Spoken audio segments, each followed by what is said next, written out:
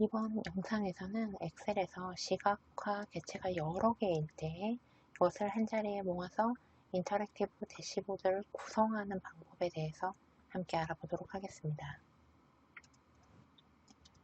여러분께서 가지고 계시는 실습자료 02 차트 시각화 폴더에서 04번 다중 객체 인터랙티브 대시보드 엑셀 파일을 이용해서 함께 하실 수 있습니다.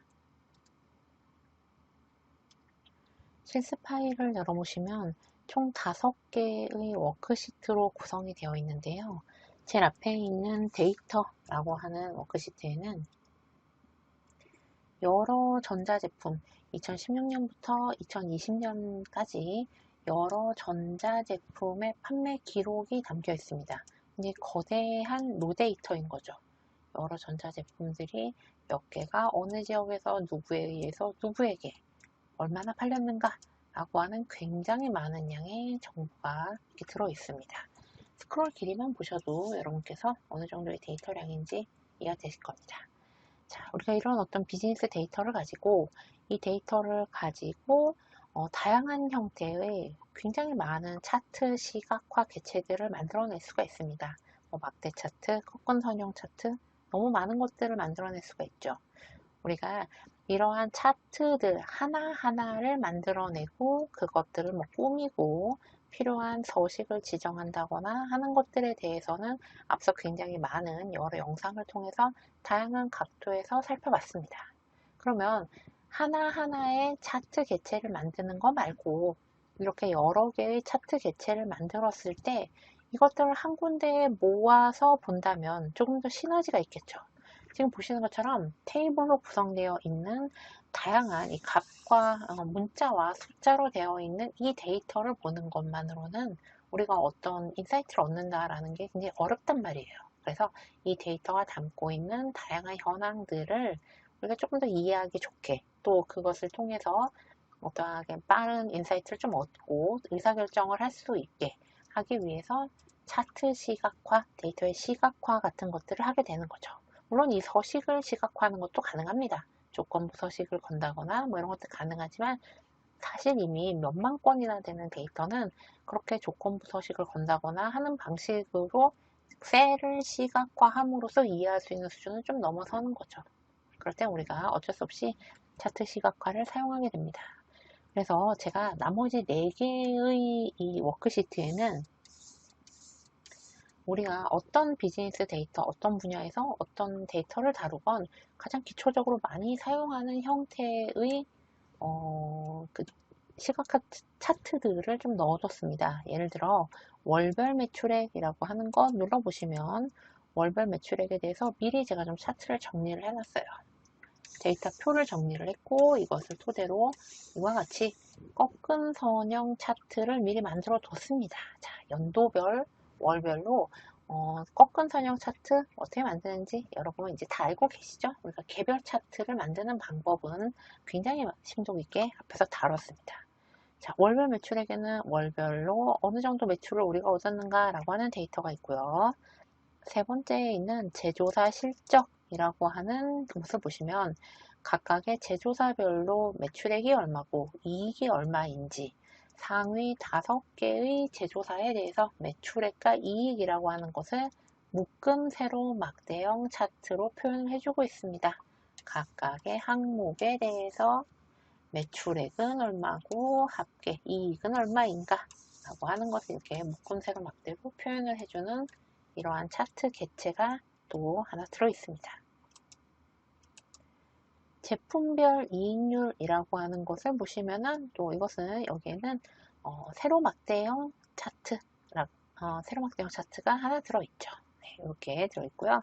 네 번째, 마지막으로 판매 채널의 비중이라고 하는 워크시트를 열어보시면은 도넛형 차트, 네, 파이 도넛형 차트가 들어있습니다.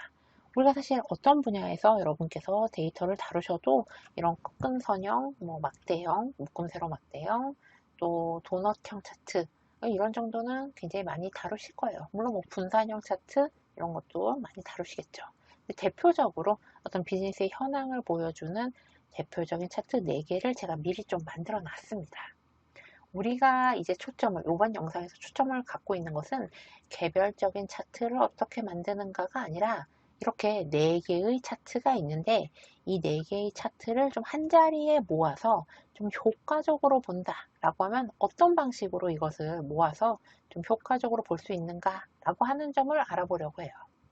여러 시각화 개체들을 한 자리에 모아서 한눈에 볼 수 있게 하는 것, 우리가 이것을 대시보드라고 말합니다. 대시보드라고 부르죠.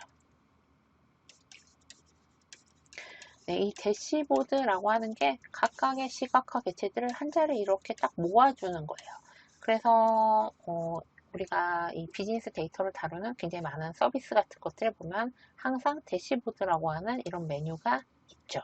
자, 우리도 엑셀을 이용해서 대시보드를 한번 만들어 보도록 하겠습니다. 그런데 이 대시보드를 가지고 그냥 단순히 만드는 게 아니라 여러 개체가 한 군데 모여 있으니까 조금 더 부가적인 기능이 있으면 좀 더 좋겠죠.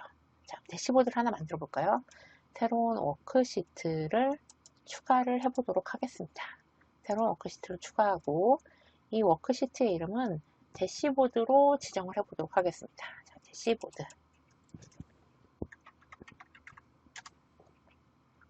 자, 대시보드라고 하는 이런 워크시트가 있습니다.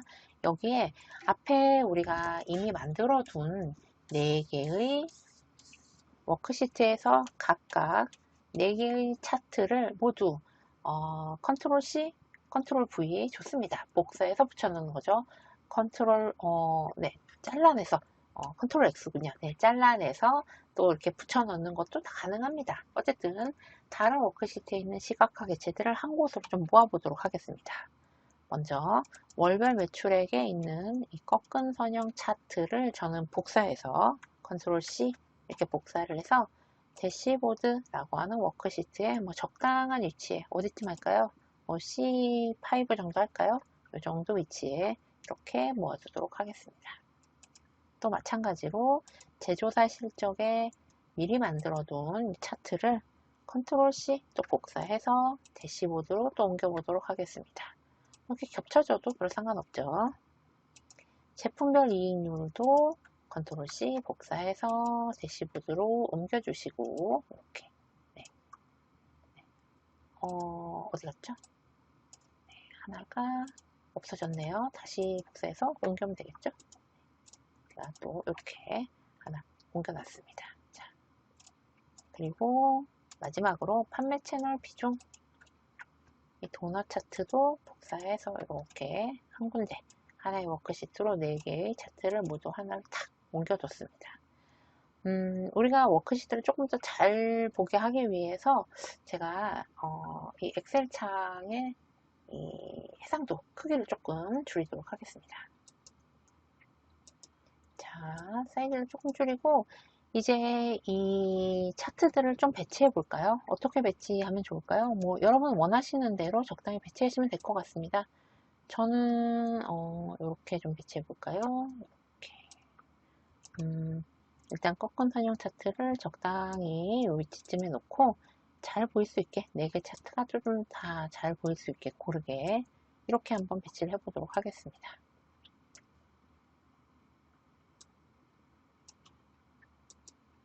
대시보드라고 하는 것은 지금 보시는 것처럼 결국 여러 시각화 차트들을 한자리에 모아둔 것이라고 우리가 정의를 할 수가 있겠습니다. 네. 저는 이렇게 엄청나게 정렬을 하진 않을게요. 조금 후에 다른 요소들을 추가하고 제대로 자리가 잡히면 그때 다시 한번 좀 위치를 잡도록 하겠습니다. 크게 이렇게 한 군데 일단은 모아놨습니다.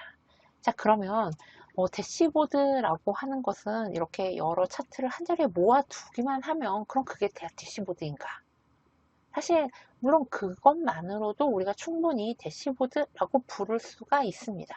그런데 이게 전체 데이터에 대한 이런 내용들을 그저 갖다 붙여두기만 하는 걸로는 사실상 뭐 그렇게 의미 있는, 유의미한 의미가 있는 데이터를 얻어내는 것은 사실 쉽지 않습니다. 이거 보고 뭔가를 어떻게 파악할 것인가 라고 하는 게 간단치 않은 거죠. 데이터는 조금 더 자유롭게 유연하게 이렇게도 요약하고 저렇게도 요약하는 과정을 거칠 필요가 있습니다. 그래서 이럴 때 우리가 사용하는 것은 그렇다면 데이터를 이런저런 조건으로 유연하게 보게 하겠다. 내가 어떤 조건을 준다면 이 조건에 따라서 이 시각화 개체들의 모양이 변경되게 하겠다라고 하는 설정을 할 수가 있는 거죠. 우리의 액션을 받아서 대시보드가 반응을 합니다. 이것을 토대로 우리가 이런 것을 반응형 대시보드, 인터랙티브 대시보드라고 부릅니다. 반응형 보드인 거죠.